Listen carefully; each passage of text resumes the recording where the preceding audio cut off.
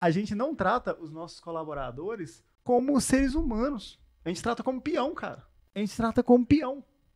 Peão não tem mãe. Então o que a gente espera receber em troco desse tipo de tratamento? Ninguém é colaborador. Foi uma palavra chique, às vezes, que arrumaram para poder tratar peão de uma forma diferente. Ali é um outro ser humano que tá ali por trás, cara. Quando você olha de igual... Ah, mas às vezes a gente chega na obra e acha que porque você tem uma graduação, você é muito melhor do que aquela turma. Que nada. Né?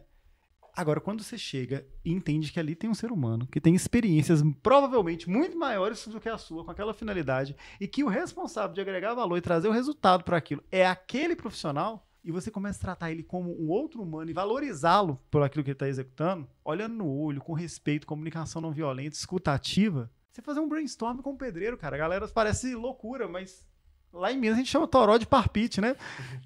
Valeu!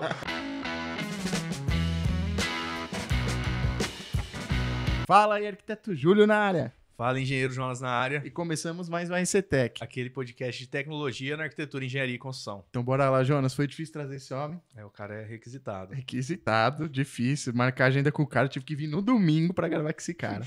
Domingo 21h14. Exatamente. E um dia antes do BIM Forum, um grande evento que a gente vai falar depois sobre também. Estamos aqui com... Lucas Bicalho, é um prazer te receber aqui. Um prazer todo meu estar aqui com vocês mais uma vez, né? Com vocês aqui na SPBIM e parabéns aqui pelo trabalho que vocês têm desenvolvido e fico muito feliz de estar aqui com vocês, batendo esse papo legal. Legal, Lucas. A gente já se conhece aí de uma jornada, né? Acho que vai fazer o quê? Uns 8, 6 anos, mais ou menos? Mais de 8. Mais de 8, né? Mais de 8.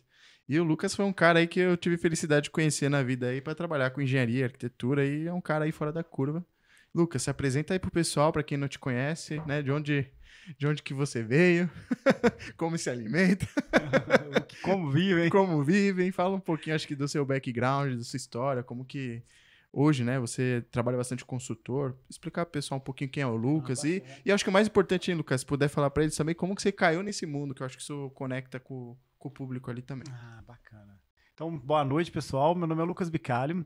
A gente trabalha com implementação BIM, com gestão de obras, né? Com foco na gestão e na construção, no planejamento, né? Comecei lá atrás com um apontador de obras na consultora Appia, peão velho, que o pessoal brincava, mas comecei lá na seção técnica, né? Fazendo medição de terraplenagem, infraestrutura, e fui passando por diversas posições na carreira, né? E também tendo uma oportunidade de implementar tecnologias e metodologias de gestão, até que eu fui parar no Lean Construction, né? Então, com a utilização do Lean, a gente conseguiu trazer bons resultados para a construção civil, principalmente obras prediais, no momento que eu comecei. Também veio a oportunidade de trabalhar com BIM, somando ao Lean. E aí, com o BIM 4D, lá em Belo Horizonte, né, que eu sou hoje do interior de Minas, né, eu moro em Patinga atualmente, mas trabalhei já em Belo Horizonte, em outros locais também.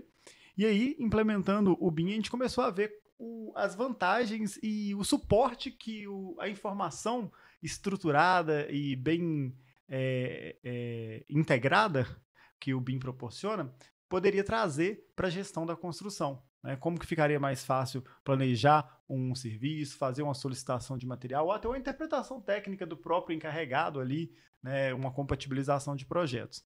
E aí, né, a gente começou a escalar esse tipo de aplicação. Atualmente, eu estou como consultor sênior em projetos de capital, né, então a gente presta serviços para grandes mineradoras, né, siderúrgicas também, onde a gente tem a oportunidade de implementar o Last Planner System, o Workface Planning, junto com a AWP, o BIM 4D, o Lean Construction, a gestão de informação, Information Manager, né, também ESG, e a gente vai misturando esse panelão de tecnologias e metodologias com o único objetivo, Julião, trazer valor no nosso produto final. Né? Fazer com que aquilo que é valor para o nosso cliente seja atingido de uma forma mais eficiente, mais rápida e melhor. Top, o cara rasgou o inglês aí, hein, Jonas? Gastou. É uma sopa de letrinhas, por isso que a gente fala, para quem não sabe tudo isso daí, o Jonas depois pode apresentar um pouquinho pro pessoal também, né, Jonas? Mas a gente já falou de outros podcasts, mas também a gente tem o nosso dicionário de BIM lá no site da SPBIM, que é quem patrocina o podcast. Mas eu queria fazer algumas primeiras perguntas, Lucas. Acho que é legal saber que você já tá nesse nível, né? O Lucas já é ali faixa preta, né? Quando a gente fala de referências de BIM 4D, planejamento, é impossível não pensar em você no Brasil quando a gente fala disso.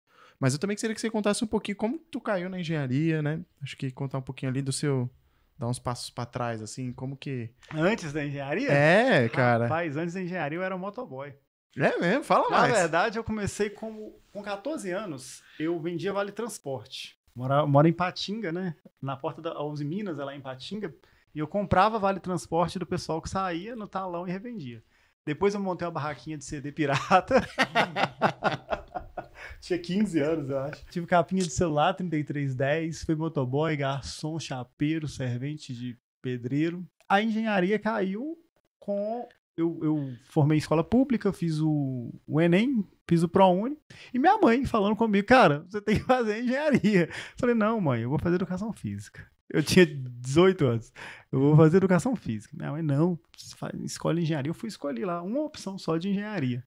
Graças a Deus que eu passei na primeira opção na época lá do ProUni. E aí eu caí na engenharia. Eu não venho de uma família que já tinha experiência. Na verdade, eu sou o primeiro que tem graduação na minha família, né? E aí eu tive a oportunidade de começar lá no canteiro, né? E aí eu fui aprendendo na prática como que a coisa era feita e fui, junto com a graduação, fazendo assimilação da técnica com a prática e tendo a oportunidade de implementar. Foi por aí que começou legal. o negócio. Eu acho que é importante, é lógico que a gente sabe que cada um tem a sua realidade, mas é importante esse tipo de vivência. A minha história é bem parecida com a sua, meu pai é pedreiro e eu cresci no canteiro de obras. Lógico que em obra de pequeno porte, em cidade do interior menor do que a cidade que você tá falando. Mas qual cidade que você é? Eu sou de Sales Oliveira, cidade de 12 mil habitantes, joguem no Google aí. E aí, essa questão, né, de quando eu comecei a fazer faculdade, tinha muito disso. Eu fui servente, e aí você tava lá, o professor tava falando alguma coisa, eu tinha um monte de gente na minha sala que não sabia o que era obra, não sabia o que era um nada, e pelo menos na vivência já tinha visto alguma coisa. E aquilo você vai assimilando uma coisa com a outra e vai entendendo. E acho que até é importante no início para entender o que... Poxa, eu pelo menos eu era um servente inconformado. Eu falava, não é possível, não dá pra fazer isso aqui mais fácil. Não é possível que tem que fazer tanta força nisso aqui. E então ficar encontrando essas formas de resolver os problemas da obra, né? E eu digo uma coisa, por que eu pedi pra você falar até um pouquinho antes? Porque esse homem é humilde, tá?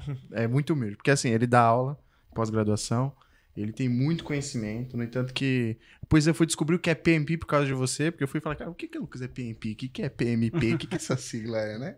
Então, assim, ele é um cara bem humilde, mas ele é um cara que sabe bastante. Eu queria trazer isso pra ele poder compartilhar com o pessoal. É legal, Lucas, contar a trajetória, porque muitas pessoas escutam podcast, são geralmente pessoas que estão se formando, tá no final da faculdade, ou recém-formados. Então, é um pessoal que às vezes se inspiram no caminho do que cada um tá seguindo, né?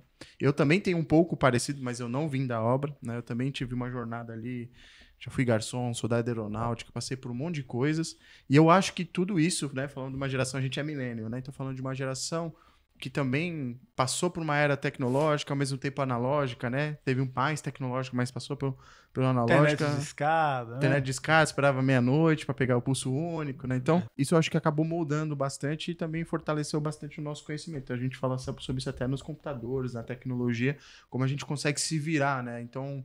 Acho que partir dali, desde da educação, do início, escola pública, tudo mais, isso te moldou. Por isso que eu falei assim, como que o Lucas caiu? Já nasceu numa família rica, que já teve tudo e foi fazer engenharia. Não, eu sei que... É por isso que eu falei, né? Vamos comentar com o pessoal que eu acho que é legal.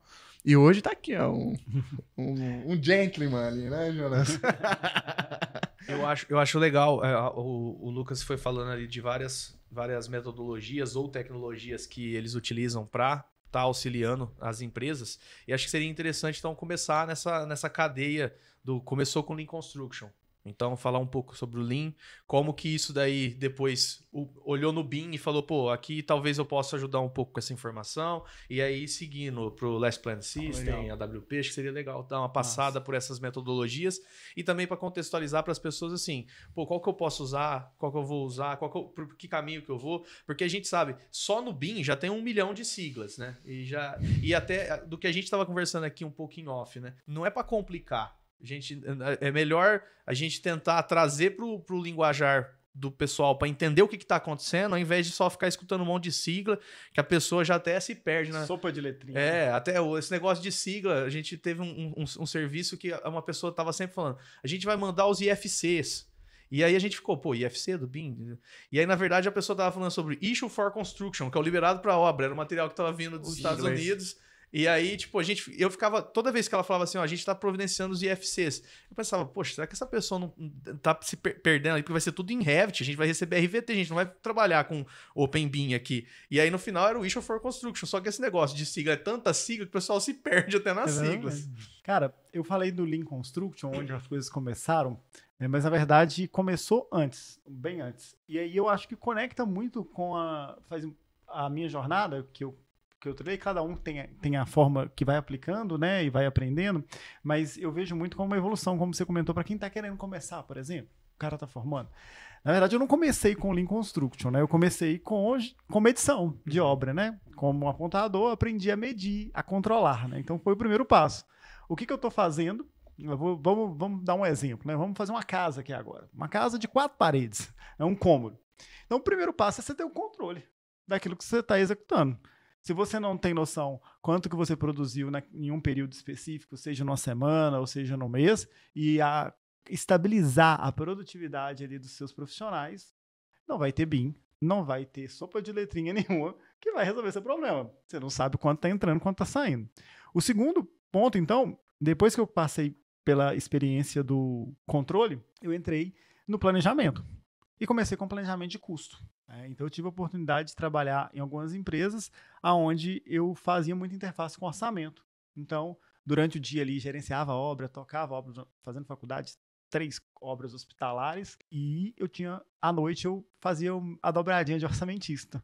E isso começou a me dar uma base muito boa de composição de custo e me trouxe uma visão do canteiro de obras que tivesse alinhado com a previsão, com o planejamento de custo orçado. E isso começou a direcionar os meus esforços para os resultados que a construtora esperava, que é o lucro em cima da obra construída. É medição, né? A construtora quer medir e gastar menos do que aquilo que ela está recebendo, né? E aumentar sua margem de lucro.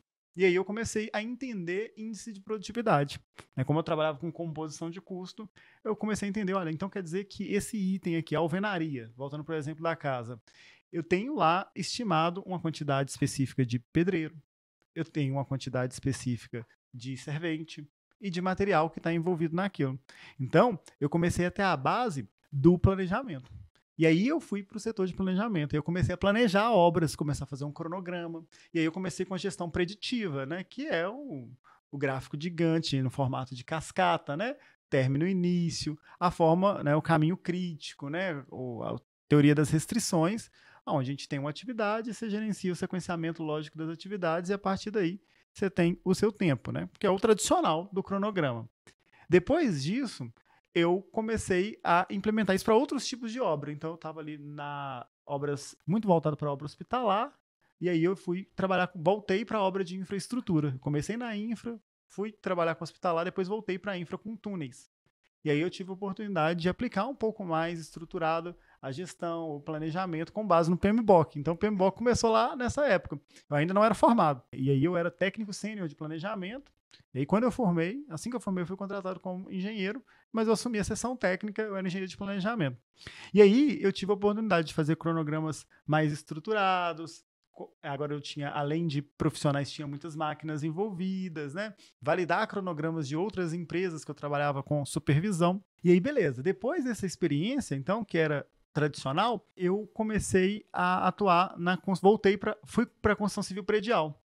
Aí eu fui trabalhar numa construtora em Belo Horizonte, e aí eu tive a oportunidade de aplicar o planejamento. Eu já estava fazendo uma pós-graduação de planejamento e controle, e aí eu conheci essas metodologias ágeis, né, adaptativas, né, que é o Lean Construction, o Scrum, né, o Kanban, e aí eu comecei a ver, cara, isso faz muito sentido, porque o foco dessas metodologias, o meu pedreiro, o meu encarregado, um gráfico de Gantt, ele não enxerga com muita facilidade, ele não interpreta. Se eu der um gráfico de Gantt, né, um cronograma para o meu encarregado, ou uma tabela, tá ok, mas e aí? Não significa muita coisa para ele. A gente tem dificuldade, né, de interpretação técnica no canteiro. E aí eu comecei a perceber que o bom planejamento, o planejamento que trazia resultado, não era aquele planejamento que utilizava a melhor tecnologia. Era aquele planejamento que engajava quem estava na ponta do processo, quem estava de fato executando. E eu comecei a aprender técnicas de planejamento que gerassem, então, o comprometimento da minha equipe. Hoje, a gente chama isso de Last Planner System, né? Mas lá, aí eu comecei a aplicar a linha de balanço, né, que é uma metodologia de planejamento baseada em localização, né, diferente do gráfico de Gantt, o tradicional, você tem atividade e tempo. A linha de balanço, na proposta do Lean, você tem local, espaço, né, apartamento 1, apartamento 2 e tempo, ou, né, a gente deriva lá, puxando para o Advanced Work Pack, né, o AWP, que é os Construction Work Areas, né, as áreas de construção, os CWAs. Enfim, essas novas metodologias, elas têm um foco que visam a gente puxar o trabalho e agregar o valor naquilo que vai ser construído no final. E engajar a nossa equipe que está na frente. E aí eu comecei a ver, cara, nem sempre um gráfico de Gantt é que vai resolver meu problema. E aí comecei a criar métodos. Um Kanban com a fotinha do funcionário, com um post-it colado na frente, né? Aí eu comecei a integrar o BIM com o modelo 3D para explicar o encarregado, para explicar o empreiteiro de hidráulica, o de elétrica, como que aquela atividade poderia ser feita de uma forma mais eficiente. E a partir daí a gente começou a compilar isso em processos de gestão e de planejamento, né? E depois desse processo, então, de ter uma excelência operacional, o foco em quem está executando é que o BIM aí veio começar a me gerar valor, né? Mas aí eu já tinha gestão de custo estruturada, gestão de tempo estruturada, planejamento de qualidade estruturado, e aí o BIM começou a trazer resultado como fonte de informação integrada e que facilitava se eu fosse fazer isso manualmente, né? Porque, um exemplo, né, de aplicação, a gente vai executar dessa casinha, daquelas 4 paredes que a gente trouxe, a gente vai executar a alvenaria. E o Lean traz muito just in time, né? A gente tem um material certo, no momento certo, no local correto. E aí eu preciso, então, para facilitar a vida do meu pedreiro, deixar a quantidade de blocos lá próximo da parede. Se eu for fazer isso no AutoCAD, eu vou ter que pegar a área da parede, tirar. Agora, com o BIM, eu tenho uma parede pronta, eu posso criar alguma formulazinha básica e ele já consegue me dar a quantidade de tijolos que eu tenho para aquela parede, imprimo uma folha e entrego ela na mão do encarregado. Eu conseguiria fazer no CAD? Conseguiria fazer no CAD, só que me daria um esforço muito maior. Então, quando eu começo a espalhar essas atividades de gestão e utilizo da modelagem da informação para me dar reduzir o meu fluxo de trabalho de gerenciamento, né, o BIM começa a agregar valor no canteiro. Então, foi assim, mais ou menos, a jornada e como que a gente foi construindo e encaixando essas pecinhas. E você falou uma coisa muito importante. Eu fui naquele encontro do CTE, que é um encontro que a gente faz com as construtoras, né? E você falou muito em desafios da construção, que era o tópico, né? Como que a gente consegue contratar melhor, remunerar melhor, produzir mais e tudo mais. E teve um ponto que foi o Ricardo que falou que foi muito bom. Ele falou, cara, o negócio, ele é também especialista em Lean e ele tem uma construtora. Ele falou, ó, é redução de ciclos. Ponto. Então, o que você está falando é isso. Eu vou trazer para aquilo, eu vou reduzir trabalho, eu vou dar mais trabalho. Né? Eu preciso fazer uma esquadria dessa forma que eu vou fazer esquadria, eu preciso ter o batente, eu preciso ter tudo isso, pode ser instalado junto, né? Porque, independente se você vai usar CAD ou BIM, né? Você tem que pensar na construção. E muitas vezes a gente vê um modelo ou um desenho CAD que o cara hiper detalha ou hiper desenha ali e não tem nada a ver com o que vai construir depois. Porque o arquiteto, o engenheiro, não é ele que vai fazer aquilo. É o cara do caixilho que vai fazer aquilo. Né? Então, muitas vezes a gente vê isso, né? Então, acho que um ponto dessa, quando eu penso sobre Lean, que é, se a gente for pegar, que é uma construção enxuta, né? Se a gente for pegar Lean Construction, porque o Lean você tem para tudo, né? Quando você vai estudar, eu estudei já muito o Scrum, você falou do Scrum, né? Tem aquele livro muito bom que é A Arte do Dobro, de produzir o dobro na metade do tempo. Isso. Esse livro é muito bom, cara, porque eu apliquei isso para projetos, eu vim da área de projetos. E eu também olhava para aquilo e falava, cara, eu vou fazer um Gantt para fazer o projeto, é dinâmico, porque é mais dinâmico que a obra. Porque eu tenho que, ao mesmo tempo que eu tô fazendo aqui, a prefeitura entrou, já era, dançou tudo que você fez ali. Então, a gente até desenvolveu hoje uma forma de trabalhar, né, Jonas? Com o ClickUp, e a gente utiliza método ágil, só que a gente usa com uma outra roupagem, porque a garotada não tá tão acostumada também a, primeiro, ter experiência no que tem que fazer, saber o prazo do que tem que fazer e saber o resultado que tem que trazer. Então, aí fica muito mais na parte da liderança, cuidar disso, só que sem saber eles estão fazendo Lean. No dia a dia, né, Jonas? Sim. A gente consegue. E é sempre aquele negócio de olhar seis passos à frente, né? Então a gente sempre sabe o que está acontecendo. Quando a gente vai falar de obra, não é diferente. Não. A única coisa que tem que fazer é simplificar o trabalho, né?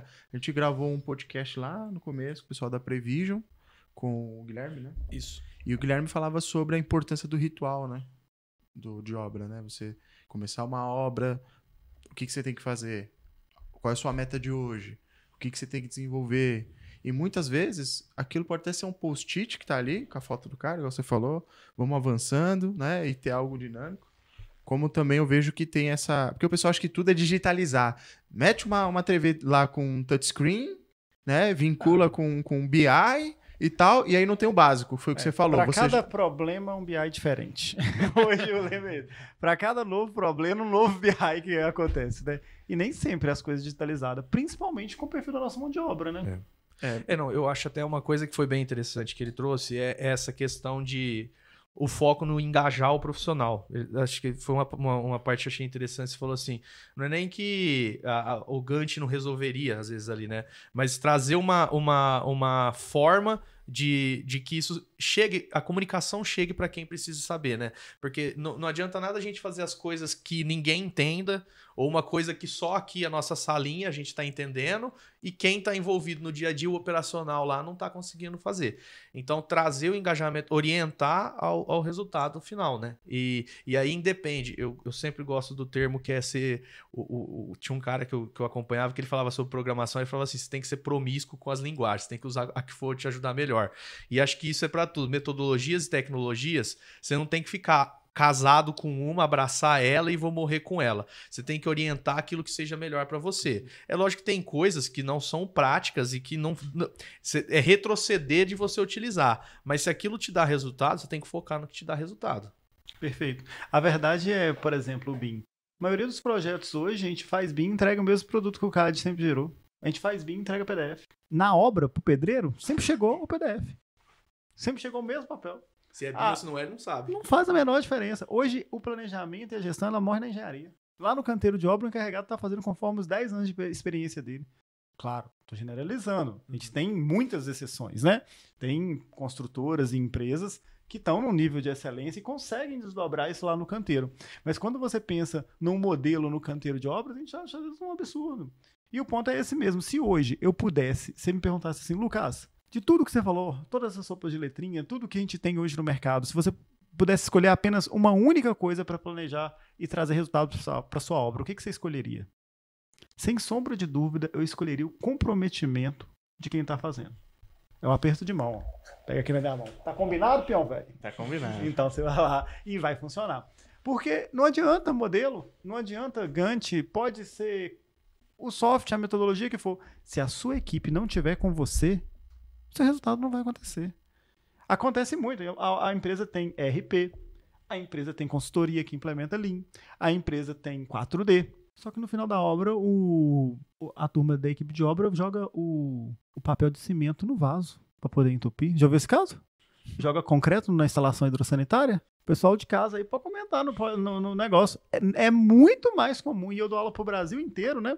E eu sempre comento esse caso. E sempre tem muitas pessoas que já viram essa situação acontecer. Sim, eu recentemente, no apartamento da minha namorada, teve que tirar lá, foi dar uma manutenção na caixa sifonada, foi ver, tava cheio de concreto. Cheio de lá concreto. Dentro. Agora deixa eu te perguntar, qual BIM resolve isso? A gente não trata os nossos colaboradores como seres humanos. A gente trata como peão, cara.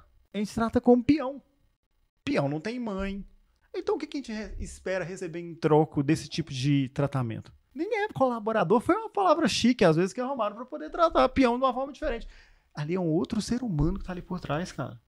Quando você olha de igual... mas às vezes a gente chega na obra e acha que porque você tem uma graduação, você é muito melhor do que aquela turma. Que nada. Né?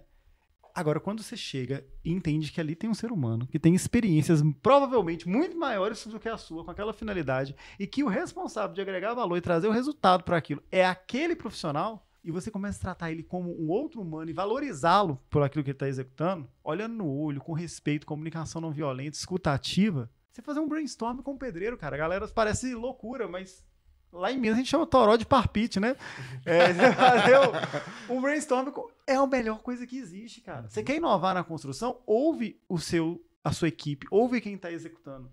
Faz um carrinho melhor para poder transportar bloco cerâmico. Melhora a sua baia, eleva a sua betoneira.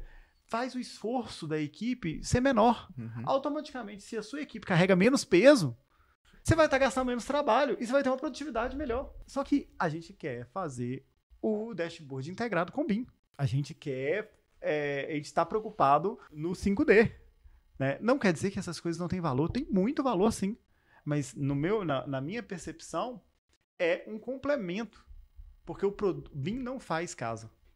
Você pode pegar um modelo e soltar ele num lote, deixa ele lá no HD, o que vai acontecer? Daqui 30 anos você vai voltar, aquele HD, você não vai nem ler o modelo, né? Mas vai estar lá o mesmo HD e o lote vai estar lá parado. Quem faz obra é a gente. Né? Então, tudo isso serve como suporte às pessoas que realmente constroem. A construção civil é uma atividade colaborativa. Desde a primeira construção civil que a gente teve. Você pegar a construção mais primata, seria impossível ser feita por uma única pessoa. E Lucas, te digo mais, até como gestor de empresa, cara, é assim, se a gente for falar de BIM ou qualquer tecnologia, a gente sabe que aqueles pilares do BIM, na verdade, nem é só do BIM, de processo, tecnologia e pessoas.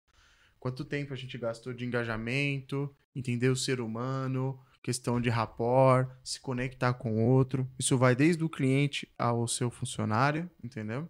E aí, quando você fala isso, cara, é a mesma coisa que pensar para dentro de um escritório por uma tia da limpeza, para um estagiário, para um colaborador que está fazendo um trabalho braçal, entendeu? Então, assim, a gente entende o valor disso e é onde eu falo que entra o engajamento da empresa. Engajamento mesmo, né? A palavra de se conectar. Ah, é legal falar ali que tem benefício, é legal, mas o que interessa pro cara ali? É porque a gente foi entendendo essa personalização de atendimento no one-on-one.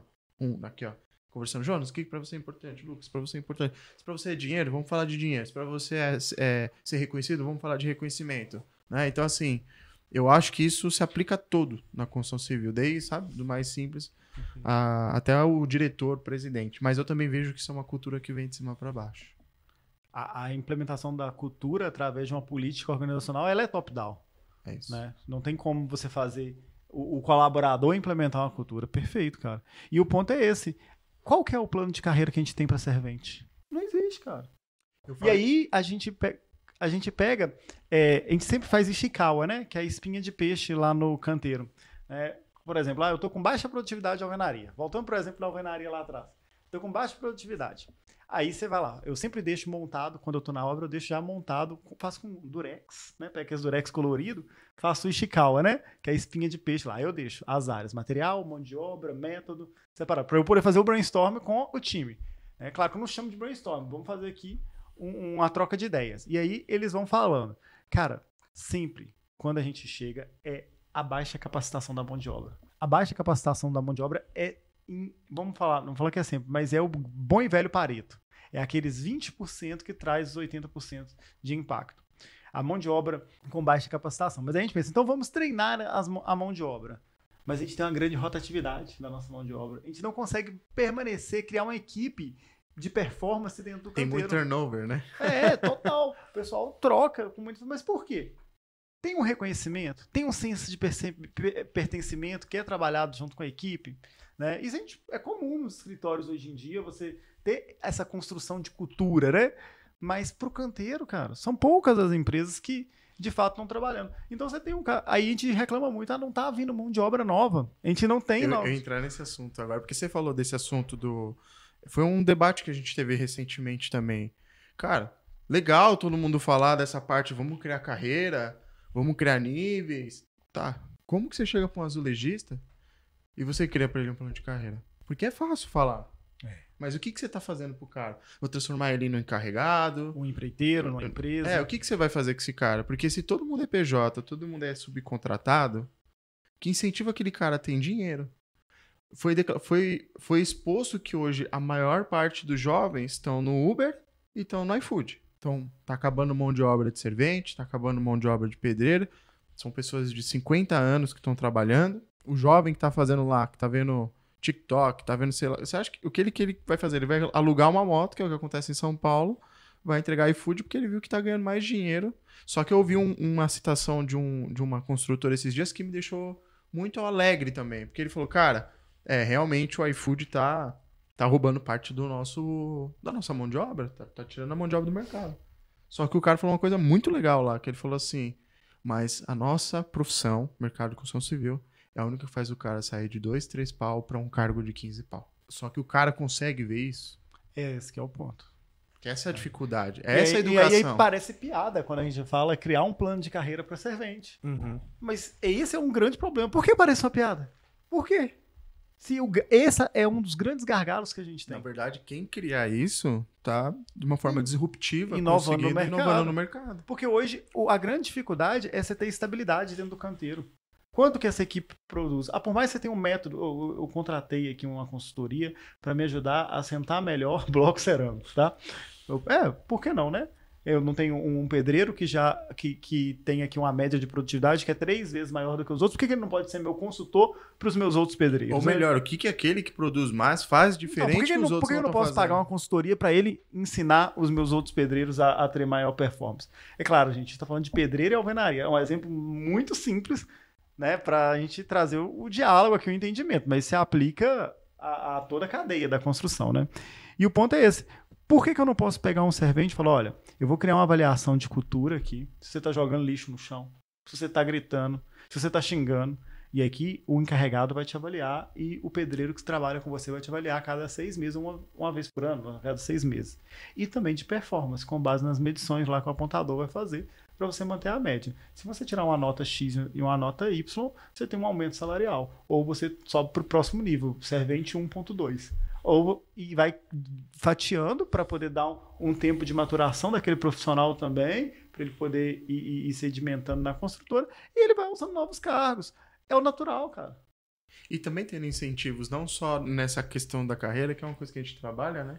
Mas assim, cara, você tem vontade de estudar? Porque muita gente fala, não, mas nem gosta de estudar. Eu fui fazer mestre de obra, cara, quando eu terminei a arquitetura, no Instituto da Construção. O pessoal faz tudo Senai. Aí eu falo, não, eu vou fazer no Instituto da Construção. Cheguei lá, cara, você tinha que ver assim, era uma garotada jovem, entendeu? Ali com seus 25, 24 anos fazendo curso. E aí, quando a gente foi ali fazer o treinamento, eu falava, gente, é aqui que eu tô podendo pegar a minha próxima mão de obra. Entendeu, não? Porque a gente sabe que tem, ao mesmo tempo, tem um pessoal que vem do Nordeste, vem do Norte para São Paulo para poder trabalhar, você percebe que às vezes não foi dada essa oportunidade, cara. Eu abri o Revit a primeira vez numa sala dessa daí, a gente tava tendo aula de matemática de primeiro grau. E aí foi quando você mostrou... Foi quando eu mostrei o Revit, abri e falei, cara, isso aqui é a área, professor, é isso que você tá falando? É isso, é isso. Aí começaram a dar ali pra frente mais de doutor. Falei, pronto. Só porque eu abri o Revit. Virou doutor? Só que assim, o que eu acho que é legal? Eu falo, é parar de subestimar e assim, o que você tá disposto a fazer de diferente que ninguém tá fazendo? Porque é aquilo que a gente falou, criança reclama e adulto resolve. Então, o que você tá fazendo diferente que ninguém tá fazendo? Eu tava até pegando aqui o nome da turma, eu tive agora em João Pessoa, né? Eu tava lá com o pessoal da construtora Massai. Tive a oportunidade ontem de estar na obra deles. E assim, incrível. E o Ebert lá, um dos sócios da empresa, ele montou a Massai Academy, dentro do canteiro de obras. Uma academia lá dentro. O cara, não sei se os números são corretos, mas antes, até um tempo atrás, ele já formou mais de 300 colaboradores dentro do canteiro de obra. Talvez um número que eu errei um pouquinho, mas sabem o quê? Ler e escrever. Hoje ele tem a Massai Academy, que treina leitura de projeto, traz outros cursos, né, para engenharia, para a equipe de obra, mas no início ele treinava os profissionais a ler e escrever. Inclusive, um engenheiro deles lá, um dos principais, começou com ele como pedreiro, ele não tinha 3ª série. As grandes habilidades, principalmente com essa revolução que a gente está passando na inteligência artificial, né, que a gente vai substituir e que, né, temos até vários pontos a ser discutidos nessa história, mas a grande capacidade é de construir uma cultura de aprendizagem. Quando a gente estava falando de Lean, né, Lean é uma filosofia que vem lá do sistema Toyota de produção. E a Toyota hoje se considera uma empresa de aprendizagem. A grande habilidade de um líder é aprender. Aprender a se comunicar melhor com as pessoas, a liderar, aprender como que aquele outro profissional se porta para melhor criar empatia e relacionar com ele.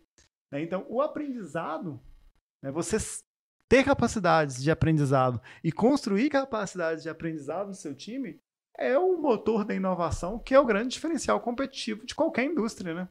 Mas eu acho que um ponto muito importante aí que você falou, que tem que ser levado que é uma coisa que a gente faz aqui bastante, cara, você perguntou pro seu colaborador o que ele quer? Qual é o objetivo dele de vida? Objetivo profissional? Objetivo... O que motiva ele? Porque ninguém conversa. É o peão, que nem você falou. Não é o seu José que mora na rua Basileia, no Mandaqui. Então, assim, quando você se conecta e entende isso, aí você pode inovar. Aí você pode gerenciar, né? Que eu falo muito disso porque é fácil você falar de novo. O que aquela pessoa quer fazer? Não tem uma bala de prata, entendeu? Não tem. Posso fazer uma academy. Vou dar um exemplo para você que eu peguei numa outra empresa. Ela também criou uma academy dentro da empresa, tá? Ela falou que no começo quase ninguém ia. É uma empresa grande. Aí eu perguntei por que ninguém ia. Sabe quando que mudou? Quando eles colocaram refeição. Porque eles falaram, não, eu tenho que pagar no meu bolso, eu tenho que me locomover, tenho que aprender. Tinha certificado, mas uma das coisas que eles perguntaram pro pessoal de obra é o que vocês acreditam que sejam muito importante, tá? Se tiver alimentação, eu vou. Pois é. É uma coisa que às vezes, na realidade, de quem tá desenvolvendo, Entende? não é um requisito. Então, e aí eu posso ir mais longe. Estuda a pirâmide de Maslow. É a base. É a base. Se o cara não tem nem o que comer, brother, não adianta você vir falar pra ele sobre ser, crescer. É e comer, tal, né? pertencimento e depois evolução. É isso. Então, quando você entende a cadeia, aí você tá disposto a inovar. Só que se a gente pega o nosso mercado da construção civil e olha a situação que ele tá hoje, por causa da tecnologia que eu falei ali, do iFood, do Uber, tudo que tá acontecendo, tem que ter um cuidado. Porque se não tiver um cuidado, o robô vai construir? Não vai. O BIM vai construir? Não vai. Por enquanto, ainda não no Brasil. Né? Mas eu digo assim, é uma dificuldade que todos têm. E aí o que vai acontecer de novo? A mão de obra vai ficar mais cara, vai voltar a ser valorizada. E Agora, você sabe o que é ser engraçado? Quando a gente exporta mão de obra, chega lá, a galera trabalha com o quê? Aqui a gente não consegue. Mas quando o profissional vai pra fora, primeiro mercado. Vai ser pintor, vai ser marceneiro. Cara, eu tenho um amigo meu que ele é arquiteto. Ele morava em Melbourne, estudou aqui na Belas Artes, faculdade nomada e tudo mais. Foi pra Austrália virar pintor. Postava as fotos dele andando naquele negócio de lá, sabe aqueles pés assim? Ele falava que ele ganhava em uma semana, o arquiteto ganhava em um mês. E com muito menos preocupação na cabeça. Menos dor de cabeça. É. E aí, Então, ele... não sei se é menos, né? Mas é um nível diferente, né? É. Até, né, o arquiteto vai estar cuidando de vários projetos ali. Eu preocupar com pintar ali, um serviço mais manual, né? É diferente, né? Mas eu ouvi uma frase esses dias também que me pegou, porque eu tenho alguns familiares que moram fora e, cara, você é Uber aqui, você vai pra Europa ser Uber, um exemplo, você pode até mudar de lugar, mas aí você não muda a sua realidade. Entende o que eu tô querendo dizer? Ou muitas vezes o cara é arquiteto aqui e vai virar pintor lá. Ah, eu vou ter um subemprego, eu vou ter um outro emprego, vou ter que engolir o orgulho pra eu conseguir uma nova oportunidade, porque no país que eu tô não tem. Eu falo, cara, o país que você tá tem muita oportunidade. Infelizmente, ele é um país difícil de você empreender, é difícil de lutar, mas é um país com muita oportunidade. A gente tá falando aqui agora há pouco. Se o problema é mão de obra, se o problema é escalar, se o problema é engajar, vamos trocar a palavra problema por solução, oportunidade. Então, vou virar um consultor disso aí pra obra. Não tem ninguém fazendo isso? Opa, quantas vezes eu já te falei, né?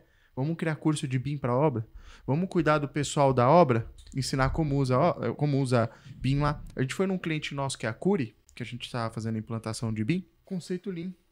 Né, Jonas? A gente tá falando de Minha Casa Minha Vida. Entende? Conceito Lean. Filmamos tudo lá. Falei, cara, por que essa empresa é uma das top do Brasil? Olha a cultura dos caras de obra. Treinamento, engajamento em obra. Você viu o canteiro remoto de acordo com a evolução da obra. Não, e eu acho até interessante, pegando esse gancho do case da Curi e do que o Lucas estava comentando, a nossa visita até foi nesse direcionamento. A gente já estava finalizando a implantação na equipe de projetos, produtos, ia começar o orçamento, instalações, e a gente falou, vamos ver como é que tá na obra, vamos ver o que a tecnologia vai agregar. E aí, essa questão do engajamento, acho que é legal, porque a gente chegou lá, aí foram mostrar onde está lá a produção dos kits de instalações. Aí você via, tinha um senhor lá fazendo a produção de PPR. Então ele estava lá, eles já ia montando os kits. E aí eu cheguei para dar uma olhada, ele falou assim, você sabe usar aqui o equipamento? Aí ele começou, vamos vem cá, deixa eu te mostrar. E aí o cara já começou a querer mostrar. Naturalmente começou a ensinar. Já queria mostrar como que usava Então, você vê o pessoal. Aí também a gente foi ver o pessoal que estava montando o kit de elétrica. O que é que vocês seguem aí? Começou a mostrar lá a plantinha, ó, tem esse daqui, vou fazer a produção. E aí naquilo ali eu já virei, eu tava o rapaz que era responsável nos projetos de instalação, eu falei assim, ó, isso daqui a gente consegue no BIM trazer muito mais visual para o pessoal. Ó, ali o kit, agora dá para ver, dá pra gente mostrar tudo que ele tá montando ali, a gente consegue já deixar já pré-definido no BIM.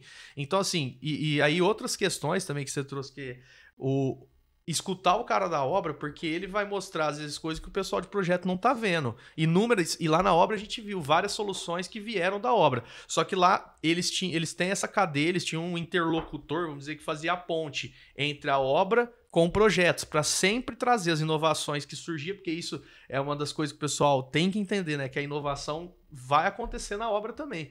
O cara que tá ali...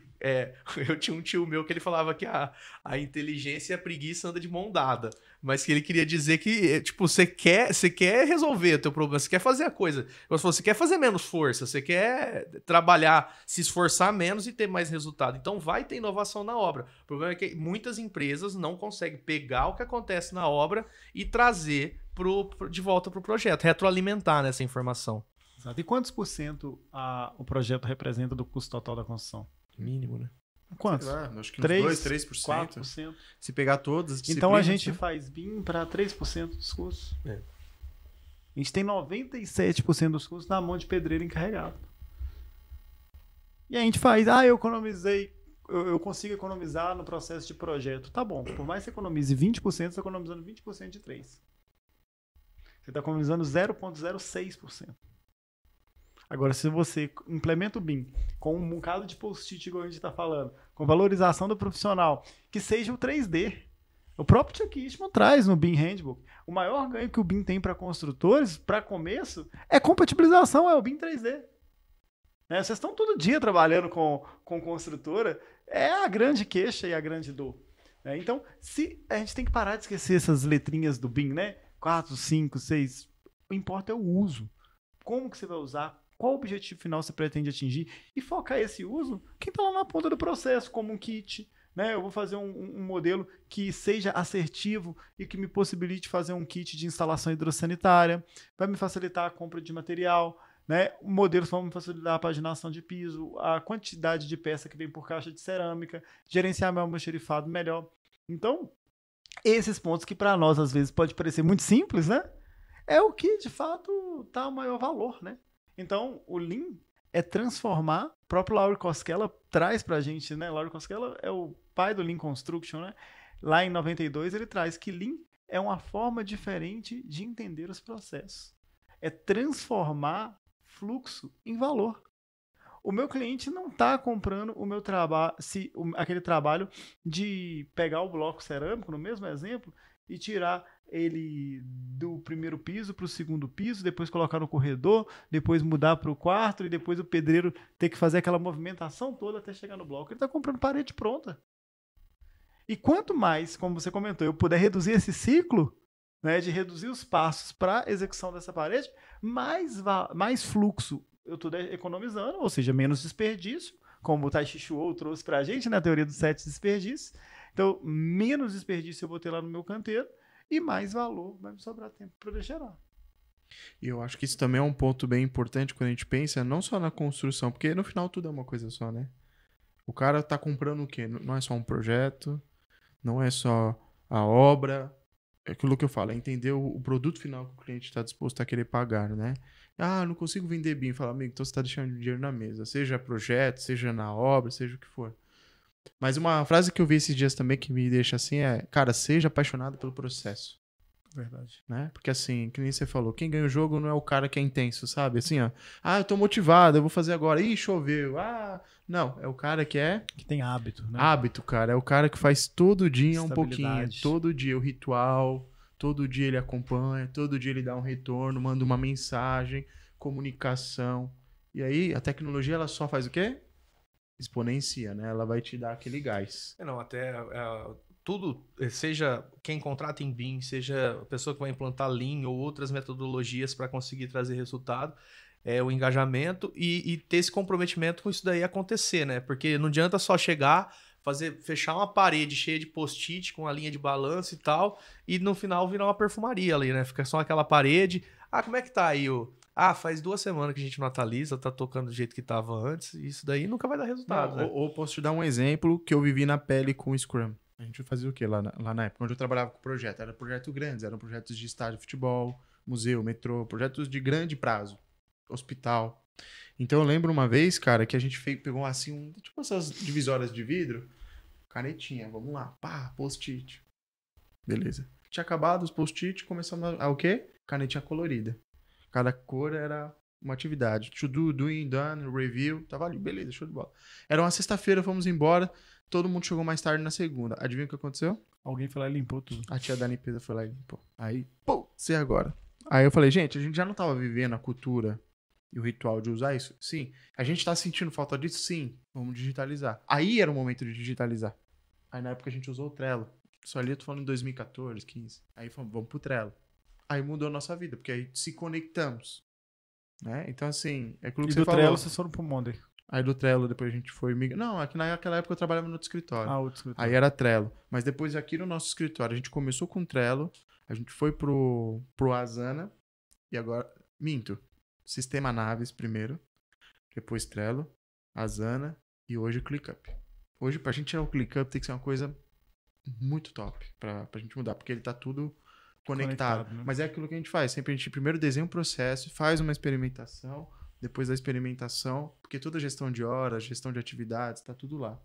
Aí agora, depois de 8 anos, tem BI. Por isso que eu falo, a galera às vezes quer ganhar tempo. É o cara que quer o render antes do modelo. Você tem que entender muito bem. É o cara que já quer a obra planejada antes de projeto. Então, assim, a gente sabe que tem que... E de novo, tem atalho. Tem a coisa que você precisa, né? E não aquilo que é só gerar mais um produto que precisa de ter tempo. Tudo... não adianta nada que você... Acho que é importante a gente sempre colocar aqui tecnologias, metodologias. Não adianta você usar ela por modismo ou por... o outro lá tá fazendo. Você tem que saber o que eu tô querendo. Qual que é o resultado que eu quero obter com isso daqui. E direcionado, orientado ao meu objetivo. Sim. É igual, voltando lá atrás nessa conexão do Lean com o BIM. Não adianta o cara contratar um modelo em BIM do jeito convencional, chegar lá na frente e falar, agora eu vou usar assim. Muitas vezes você precisa orientar isso daí para que tenha a informação correta, direcionar os processos, porque nada acontece por mágica, né? Tudo você tem que trabalhar direcionado nisso. E é o mais comum, né? O profissional contrata um projeto de arquitetura, fala, você faz em BIM? Fala pro escritório de arquitetura, o cara, faço meu projeto de arquitetura, eu faço em BIM. E ele entrega um modelo. Você me entrega o RVT? Entrego. Entrega tudo. E aí o profissional, a construtora, quer utilizar aquele mesmo modelo para gestão. Para tudo. Mas são produtos diferentes, cara. Exato. Não tem nada a ver uma coisa com a outra. O modelo, que é um projeto que vai ser aprovado na prefeitura, ou que serve para venda do apartamento, tem um nível de detalhamento geométrico, um nível de detalhamento de informação diferente. Às vezes, por exemplo, você pegar um modelo de arquitetura com o nível de detalhamento que utiliza, por exemplo, para venda de apartamento com mobiliário, e querer utilizar isso para gestão da construção, cara, além de ficar extremamente pesado, não vai ter informação necessária. Né? Porque eu quero saber quantos blocos eu tenho por parede. Eu quero saber quantas caixas de piso laminado vai gastar por apartamento. Eu quero saber quantas peças de hidrossanitário eu tenho por shaft ou por prumada.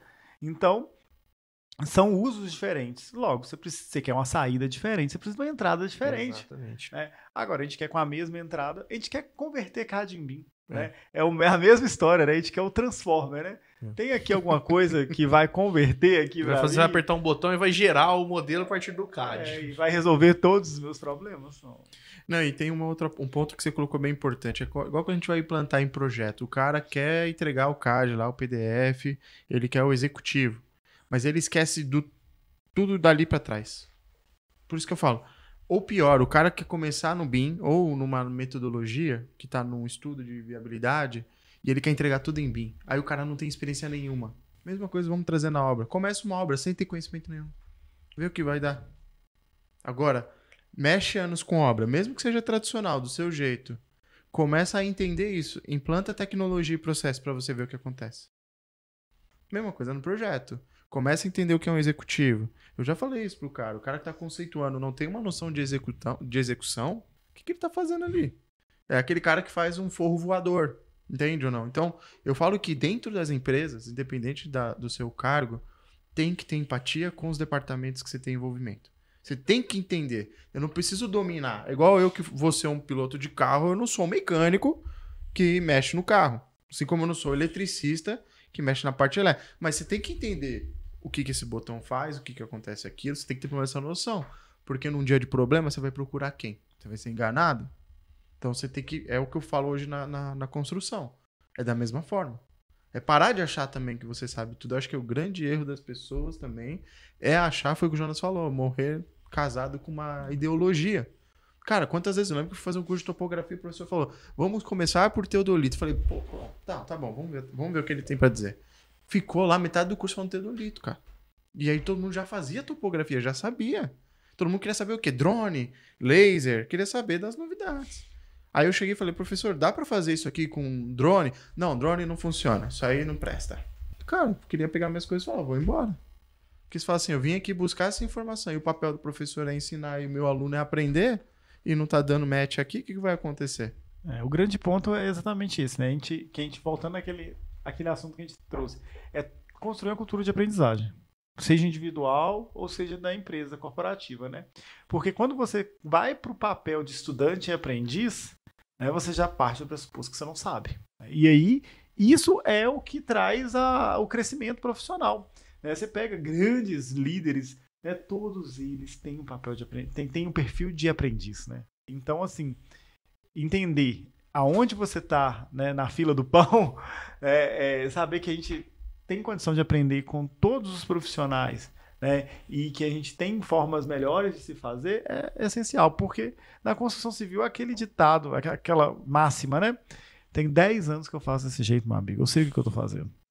E isso me preocupa demais, porque se tem 10 anos que você faz a coisa do mesmo jeito, existe uma grande probabilidade de você estar desatualizado. Não dá mais, não tem mais espaço para ficar todo esse tempo sem se atualizar, porque você vai ser engolido pela concorrência. Então, a própria máxima que a gente tem 10 anos que eu faço assim... Já não funciona.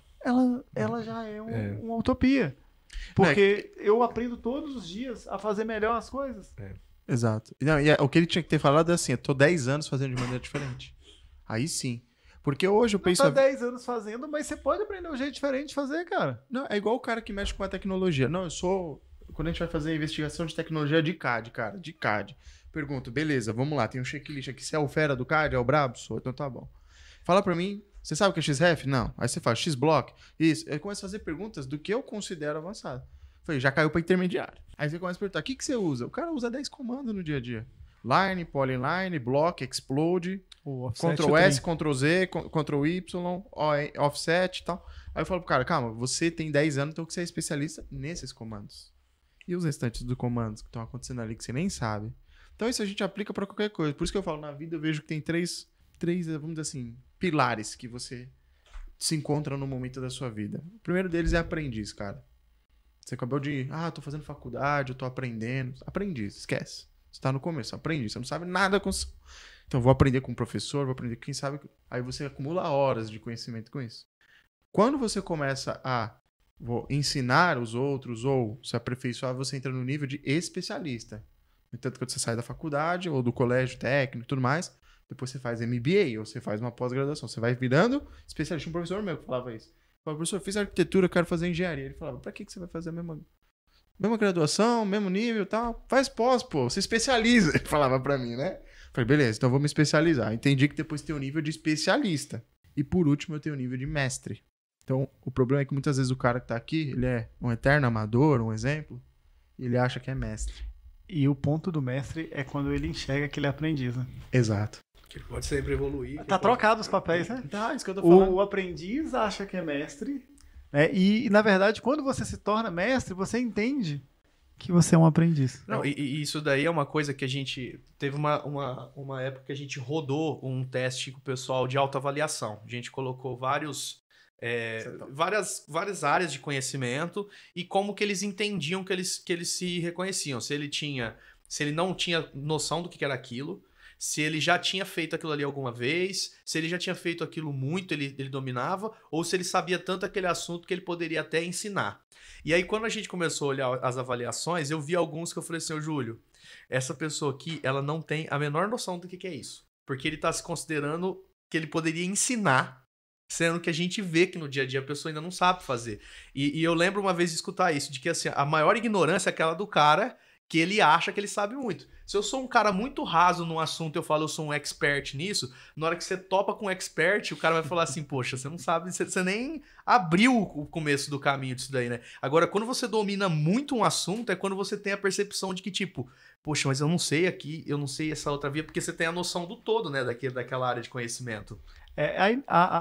O crescimento e a inovação como um todo, ela passa por esse processo, né? Você está no zero, aí você aprende e você acha que você está no máximo. Aí daí a um tempo você cai no vale da desilusão, né? Você vê que você não, cara, realmente eu não sei é nada. E aí, depois que você enxerga que você não sabe nada, aí você começa a aprender de verdade. Então, assim, essa quebra do ego, essa quebra da percepção do sei tudo. Porque a partir do momento que se coloca no lugar de quem sabe tudo, você não tem mais nada a aprender. Não tem nada a acrescentar em nenhuma roda que você sentava, ninguém tem mais nada para te oferecer. Você sabe tudo. Então, que história você tem para contar, né? Você sabe, Lucas, tinha um discurso que vocês estão falando, veio na minha cabeça, assim, eu li a biografia do Steve Jobs, e aí tinha tem a dissertação dele famosa, quem quiser depois dar uma olhadinha aí no que ele faz lá em Stanford, né? E ele tem uma parte do discurso dele, ele naquele auge da sabedoria dele, ele fala que inclusive ele depois se arrepende de muita coisa que ele fez também, né? Mas ele fala o seguinte, stay hungry, stay foolish, né? Então que basicamente é continue faminto e continue tolo. O que ele queria dizer ali? Cara, faminto, fome, tu tem que ter fome, ambição, crescer, aprender mais. E ele falava, continue tolo no sentido de não acha que você sabe tudo. Que é o que a gente fala o tempo todo, né? Então, quando o cara fala, eu faço isso há 10 anos, não mexe aqui no que eu tô fazendo, eu falo, cara, se me chamaram aqui é porque você não tá fazendo certo. Ou que não tá dando o resultado mais que estão esperando. Pode ser que 10 anos que você fazia lá atrás, você tava dando esse resultado esperado, mas não dá pra fazer melhor? Não dá pra gente evoluir juntos? Porque quando a gente fala, queira ou não, de Lean, BIM, tudo isso que a gente falou é disruptivo. Tem uma parte de disrupção aí. No sentido de implantar algo novo, trazer um novo. Esse é o nosso papel. O consultor tem muito disso, né? Putz, o que você pode trazer de novo aqui? Quantas vezes, às vezes, o pessoal confunde a gente, né? Não, quer falar de novidade? Vai lá, procura o Júlio, o Jonas. Entendeu? Então já criou essa simbiose de entender que novidade é BIM, novidade é tecnologia. A gente falou, cara, a gente tá no ramo da novidade. Da inovação. Da inovação. Só que mexer com inovação em empresas que tem mais de 100 anos, né? Vamos dizer, ou mais de 50 anos, cara, é complicado. Porque o cara fala, quem é você na fila do pão, né? Quem é você pra me ensinar? Eu até hoje ganho meus milhões aqui. Só que eu falo, tá, se você não me ouvir, você pode começar a ganhar menos milhões. Eu já falei isso numa outra gravação, mas fizeram uma matéria lá com o cara da Nokia, ele falou, né? A gente não fez nada de errado. A gente não fez nada de errado. A gente continuou fazendo do jeito que a gente fazia. Só que a concorrência foi lá e a gente perdeu. Porque a gente não. Eles mudaram e a gente continuou fazendo bem feito do jeito que a gente fazia. Só que o pessoal começou a fazer diferente É engraçado, por mais que você inove, né? Às vezes a empresa é inovadora, mas ela não tem capacidade de transformar a cultura dela. A Kodak inventou a máquina digital. A Kodak inventou a máquina digital. A Xerox inventou o mouse. E ela foi. E o que quebrou a Kodak? A máquina digital. A própria invenção quebrou a própria empresa, porque eles entendiam que o nicho de mercado deles era de impressão de filmes, né? Então, assim, inovar, às vezes a gente confunde muito inovação com criatividade. Criatividade, uma pessoa criativa não necessariamente é uma pessoa inovadora. Inovação é transação comercial de criatividade. A partir do momento que você ganha dinheiro com aquilo e implementa de fato no seu mercado, no seu nicho, você está inovando. Inovação é inovar mais ação. Você tem que botar em prática. Então, assim, é o diferencial competitivo de empresas. O que diferencia uma empresa da outra no médio e longo prazo? É a inovação. E o problema é que a gente pensa que inovação é algo disruptivo, né? Essa palavra está em alta, né? Inovação, então tem que mudar completamente a forma que eu faço. Não, a maior parte da inovação que vai fazer o crescimento da empresa é a inovação incremental. Onde você, voltando lá, por exemplo, da alvenaria, vou criar uma forma mais eficiente de carregar. Vou adaptar meu carrinho aqui, ó, de bloco e vou carregar o tijolo de uma forma melhor. Vamos pular no CAD. Eu vou criar uma Lisp aqui para poder automatizar o processo no CAD aqui, um pedacinho. E o ponto que você vai fazer isso ao longo prazo de forma consistente, né, você vai tendo um acúmulo de experiência e a inovação vai acontecer de uma forma fluida, natural. Só que para que isso aconteça, você precisa construir uma cultura de aprendizagem. Não tem como, né? Não tem como. E um ponto muito importante, você falou da Nokia. Tem um filme que a gente tiver curiosidade de assistir, aquele do BlackBerry. Não sei se vocês já assistiram esse filme. Não vi. Cara, assiste esse filme. É bom? Muito bom, porque O que o cara... ele fala? Não, porque ele conta a história da ascendência e, né, a caída do BlackBerry. E quando o cara viu... Não, o pessoal gosta de tocar o botão, o pessoal gosta do barulho. O cara acreditava tanto no produto dele que ele não via a inovação, ele não via o novo. Ele se manteve nas convicções Das da convicções experiência dele Ele só. chegou a falar, e o cara chegou a ser bilionário com B de bola, ele chegou a falar assim, cara, quem quer ficar teclando... Aí o Steve Jobs faz a apresentação do iPhone, mostra ele vendo a apresentação, desculpa o spoiler, tá, gente? E aí ele fala assim, quem quer ficar teclando uma tela de vidro? Então, assim, a gente tem que tomar muito cuidado, que isso...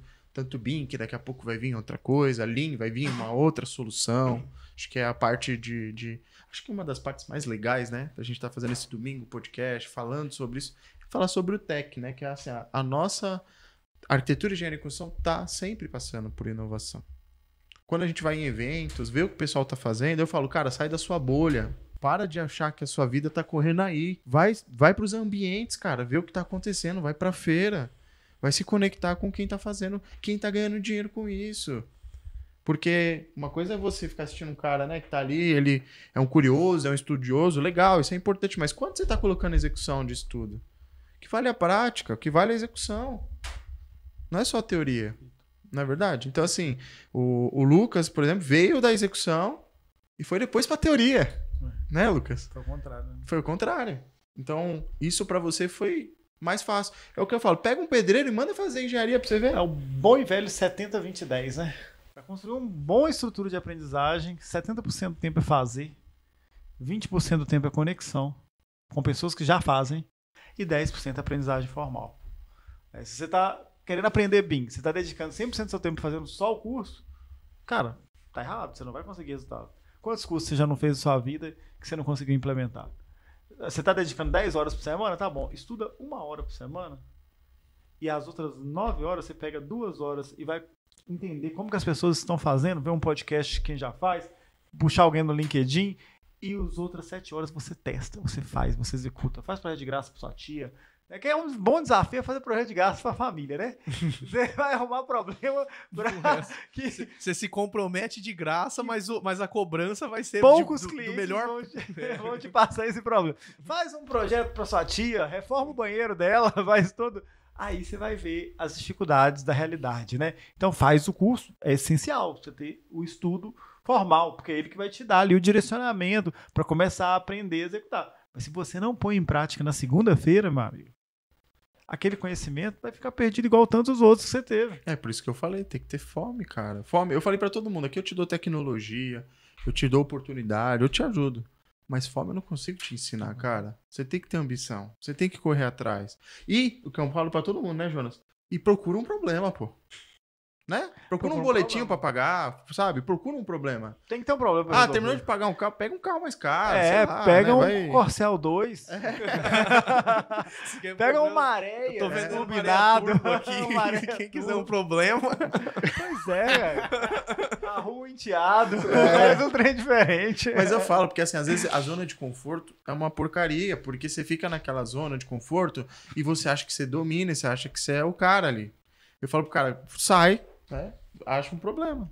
Eu acho que muitas coisas que eu consegui como empreendedor é porque eu nunca falei não. Então também assim, né? Claro que isso tem efeitos colaterais, mas assim, quanto a gente está discutindo aqui sobre todo mundo tá num domingo confortável, chovendo, quentinho em casa, fala, cara, tá, o que você tá fazendo diferente que ninguém tá fazendo? Você quer ser o diferentão? O que você tá fazendo que ninguém tá fazendo? No entanto que esses caras que é os bravos, diferente e tal, de obra, tá mega ocupado. Eu falo, o cara bom tá ocupado, o cara não tá desocupado. Não tem. Né?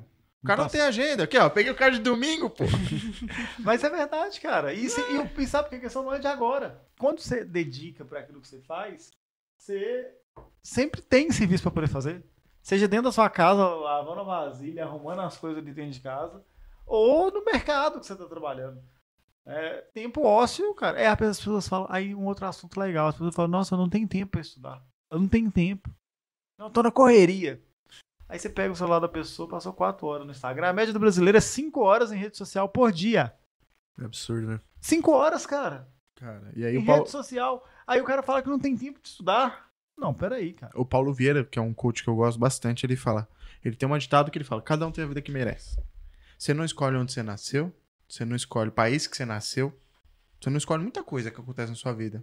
Até o momento que você chora, quem não chora não mama ali, né? Desde criancinha. E aí ele fala uma coisa muito importante, que mesmo depois de tudo isso, Lucas, ele fala, mas a vida que você vai ter depois, os clientes que você vai ter, aonde você vai morrer, comida que você vai comer, tudo isso é uma coisa que você passa a escolher.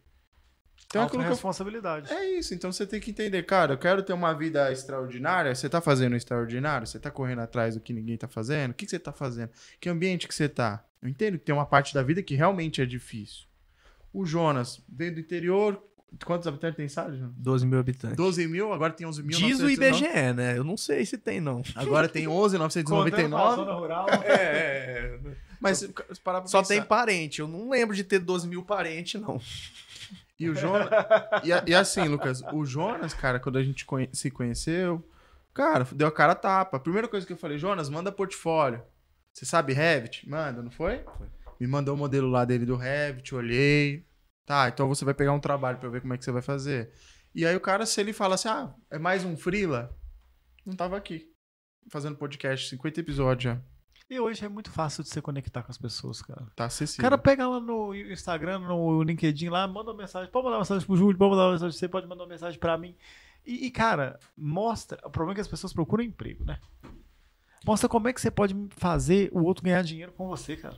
Não tem ninguém que... Você é um ganha-ganha. Deixa eu te perguntar, você vai rejeitar a proposta? Alguém te falou, ô Júlio, eu consigo te ajudar a ganhar dinheiro, você quer? Nossa Na hora! O problema é que as pessoas estão preocupadas com os interesses próprios. Olha somente para a própria situação. Falam, não, eu preciso do emprego. Eu preciso dessa situação. Não, não é o que você precisa, cara. É qual o problema que você consegue resolver do outro. E não tem que ser, eu tenho que resolver o problema da empresa do Júlio. Não, cara. Eu consigo modelar de uma forma eficiente, ou eu modelo, estou entrando no mercado, eu consigo modelar mais barato. Né? Quando você está começando, você faz mais barato, cara. Né? Tá, não é o competitivo ali, o que o meu colega está cobrando, ou que o fulano de tal, mas eu consigo entregar valor para o meu cliente, porque valor não é aquilo que é percebido por você. O próprio PMBOK traz na 7ª edição, né? Agora mudou para princípio, mas um dos princípios é o princípio de valor. Valor é aquilo que é percebido pelo seu cliente. E ele pode ser percebido antes ou após o projeto também. A gente quer o cara do BlackBerry lá, para ele era valor clicar na tela, mas ele esqueceu qual era o valor do cliente dele. Segundo, né, o próprio PMBOK, voltando no conceito de valor, se um projeto não entregar valor, não faz sentido ele continuar. Eu entreguei no prazo, eu entreguei no custo, eu entreguei na qualidade acordada, mas se ele não gerou valor para o seu cliente, zero de valor, não valeu nada. Essa é a grande mudança dos projetos. É porque antes, um bom projeto era aquele que terminava no custo, no tempo, no prazo. Dependendo do cliente, o custo não é um problema para o cliente. Um cliente de supermercado, por exemplo. Se eu falar com ele, olha, o seu projeto vai custar 100 mil reais a mais. Só que eu vou te entregar eles 2 semanas antes.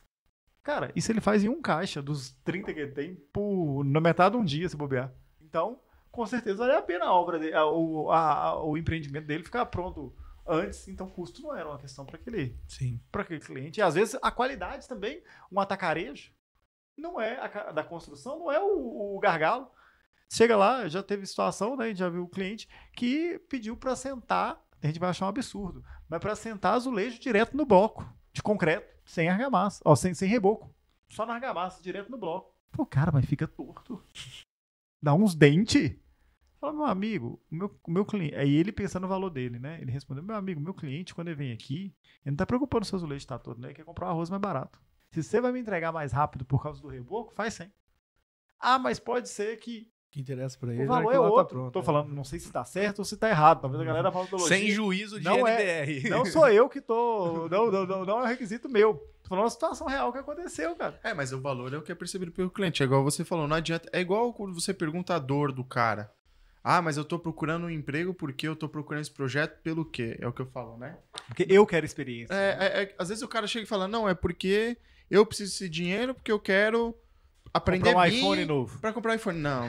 Não é isso. A gente sabe que não é isso. É porque você quer transmitir uma imagem de autoridade, você quer mostrar pra sociedade que você tá bem. É isso que você tá comprando. Então, quando alguém procura algo, você tem que entender no cerne o que ela quer para ver se de fato tá alinhado e você gera valor. Pronto, é isso que você falou. Não adianta ficar fantasiando. É legal a gente colocar palavras bonitas, fazer tudo, mas no final eu falo assim, é o que eu pergunto pro cara, você tá implantando BIM por quê? E o mais importante, de 0 a 10, uma prioridade para você, quanto que isso é para sua empresa?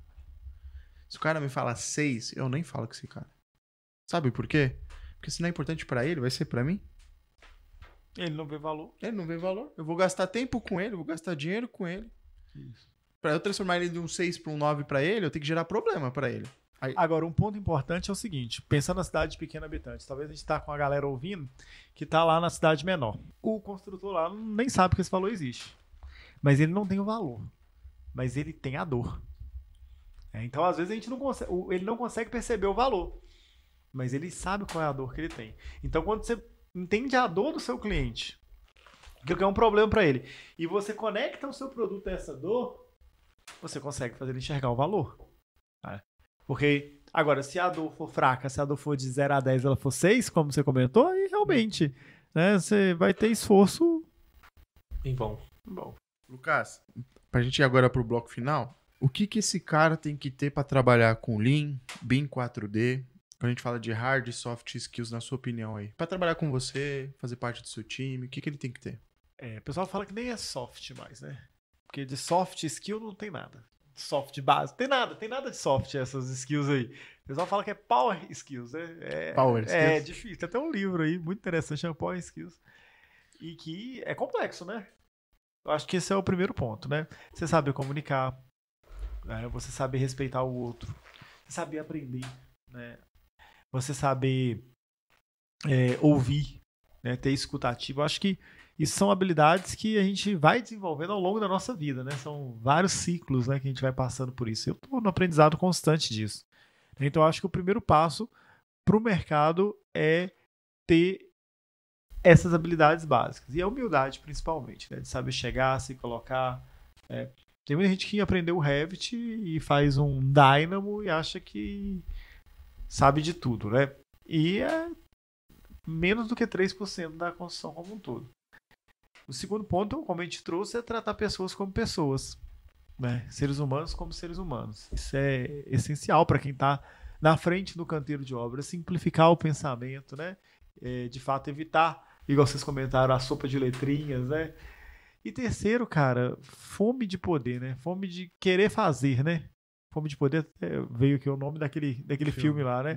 Mas fome de fazer melhor, né? Todos os dias, né?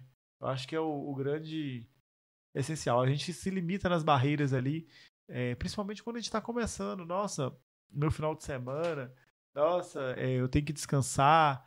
É claro, a gente tem que descansar, a gente tem que fazer uma atividade física. Tem muitos pilares que a gente precisa equilibrar os pratinhos, mas tem determinados momentos da vida a gente precisa ser realista. Você não vai conseguir equilibrar todos os pratos, não. Você precisa ser intenso. Você vai ter que ter intensidade em alguns dos pratos para você colher os resultados diferentes. Senão você talvez consiga, mas a sua curva vai ser um pouco maior, né? Talvez você vai atingir esses resultados e consistência, né? Ter consistência naquilo que está fazendo, né? Não adianta você achar que você vai fazer um curso de Navisworks ou vai fazer apenas um curso de Revit que você vai ser um especialista em BIM. É parte do processo, é necessário. Mas transformar isso em prática ali no dia a dia é essencial. Quer perguntar uma coisa para o homem? Eu queria agora saber o que ele vê de tecnologia, de metodologia, o que ele acha que vai ser agora no futuro. O que você vê no horizonte curto aí? Compre Bitcoin, compre ouro e foge pras montanhas, né? Nem Bitcoin é mais, né? Compre ouro e foge pras montanhas, né? Porque, cara, não dá para saber, né? A transformação digital que a gente está passando, essa revolução das IAs, é algo que está impactando e vai impactar de forma radical mesmo todas as profissões, né? E eu acho que tá antenado e tá acompanhando esse processo, né, no dia a dia é essencial. Nossa, Lucas, mas eu usei o ChatGPT uma vez e não me funcionou, né? É o que eu mais ouço. Eu tentei usar ali e não trouxe resultado, né? A primeira vez que eu andei de bicicleta também eu caí. Não deu certo. Deu? A primeira vez que você andou de bicicleta? Não deu certo. A gente usa, às vezes pega o chat lá e usa como um Google, enfim, tem vários poréns. O ponto é acompanhar a evolução da tecnologia, né, de forma gradativa, incremental e trazendo pequenas mudanças para o seu dia a dia. Porque isso, de fato, está mudando completamente a forma como a gente trabalha, né? Tem alguns estudiosos que falam que é do nível alguns economistas que falam que é do nível da internet. Né? Outros falam que é do nível da energia elétrica. Nós somos péssimos para poder prever futuro. Quando a pandemia aconteceu na China, a gente estava aqui fazendo carnaval, achando que no Brasil isso não pega. Chega. Mudou completamente a forma como a gente trabalha. Mudou completamente os nossos mercados. E agora isso é muito maior do que o impacto, né, que a pandemia teve nas nossas vidas. E vai mudar completamente. E aí eu brinco, né? Minha filha hoje está com 6 meses, a Elisa. Cara, daqui 10 anos, quando tiver no chat GPT 14, o que não vai ser feito? Minha filha é só uma criança daqui 10 anos. E eu preciso ainda prover pro meu lar. Preciso manter o padrão de qualidade de vida que eu desejo para minha família. Como é que vai ser no chat GPT 14? Vai ser impactante e não dá para prever. Não dá para prever. Hoje a gente conversa com o chat GPT como se fosse uma outra pessoa. E eu acho que, pra gente finalizar esse podcast, eu acho que podemos pedir uma mensagem pra Caia. A Caia é uma inteligência artificial que eu treinei exatamente para conversar com a gente em podcasts. E eu vou chamar ela aqui. Posso? Tudo bem? Chamar mais um convidado aqui pro podcast? Manda ver. Pra dar uma mensagem final. Falar por mim, né? Já que ela vai substituir, já vamos começar. Domingo ela trabalha bem. Já vamos começar. Deixa eu pegar aqui. Olha, então vamos bater um papo com a Caia aqui pra deixar uma mensagem final desse assunto. Oi, Caia, tudo bem? Hoje eu tô aqui com o pessoal da SP BIM, num podcast muito legal. E a gente está fechando o podcast, que a gente falou sobre 4D, sobre Lean Construction, sobre uma cultura de aprendizagem para construção e como que a gente pode, de fato, trazer mais resultado e mais valor dentro do canteiro de obra, com o uso de metodologias e tecnologias. E aí, fechando a conversa, você sabe que o assunto que sempre vem é você, né? A inteligência artificial. E aí, a gente queria conversar e que você deixasse uma mensagem final aqui no podcast da SP BIM, de conforto, mas também de atenção para a nossa turma que está no mercado, de como que a inteligência artificial pode impactar. Seja breve e também seja engraçada, um pouco engraçada e confortante na sua mensagem. Você poderia participar conosco? Oi, pessoal da SP BIM. Tudo jóia com vocês? Eu sou a Caia e é um prazer estar aqui nesse podcast sensacional. Olha, a inteligência artificial está cada vez mais presente no nosso dia a dia na construção, trazendo uma revolução de possibilidades. Mas calma, não precisa ficar com medo, não. A gente está aqui para ajudar e tornar tudo mais eficiente e seguro. Pense na IA, como aquele colega de trabalho que nunca fica cansado e está sempre disposto a dar uma mãozinha. Desde o planejamento até a execução, a IA pode ajudar a prever problemas, otimizar recursos e até garantir a segurança no canteiro de obras. Então fiquem tranquilos e animados com essa parceria. Vamos juntos transformar o jeito de construir com muita tecnologia e, claro, aquele jeitinho mineiro de ser, sempre acolhedor e colaborativo. Um grande abraço para vocês e sucesso nos projetos. A IA, ela até come pão de queijo, pelo jeito. Agora a gente pode falar, Caia, sai daqui. Muito Legal. bom, cara, muito bom. Eu acho que é isso que você trouxe também. A IA tá aqui para nos ajudar, né? A gente tem que entender que a inteligência artificial, que a gente já usa, né, Jonas, no nosso dia a dia pra caramba. Eu uso para estudar, eu uso para planejar, eu uso até para escrever melhor. Eu acho que a gente também tá aprendendo como aprender com ela, né? Eu acho que tem isso Pra também. pensar, né? A pensar, saber fazer as perguntas, né? Mas assim, para quem não usa, o Lucas tá mostrando aí que pode ser algo divertido. É saber aplicar, né? Saber pegar essa oportunidade que tá ali tecnológica voando e você tem inúmeros, tem coisas que a gente nem consegue prever o que a gente pode usar ela, né? Cada hora tem uma pessoa utilizando de uma forma mais criativa que a outra e isso pode trazer muito resultado, né? E o ponto são esses, são as aplicações, né? É. Como é que você pode pôr no seu dia a dia? Como é que você pode ganhar dinheiro? Inovação é isso. Né? Como é que você pode ganhar dinheiro com essa história? É isso aí, pessoal. Vamos ganhar, Jonas, vamos ganhar. Com certeza. Obrigado pelo convite, valeu demais. Não, top. Pessoal, queria agradecer vocês. Não esqueçam aí de dar 5 estrelas no Spotify para ajudar a fortalecer o nosso podcast. Indicar para colegas da profissão, aí para engenheiros, arquitetos, pessoal de obra, todo mundo aí para poder incentivar e também mostrar que aqui a gente está fazendo a diferença com o BIM, com tecnologia e trazendo pessoas aí como o Lucas para participar desse podcast. Quero te agradecer, Lucas, e agradecer o Jonas aqui mais uma vez por mais um episódio incrível. Legal, pessoal. Até mais. Tchau, tchau.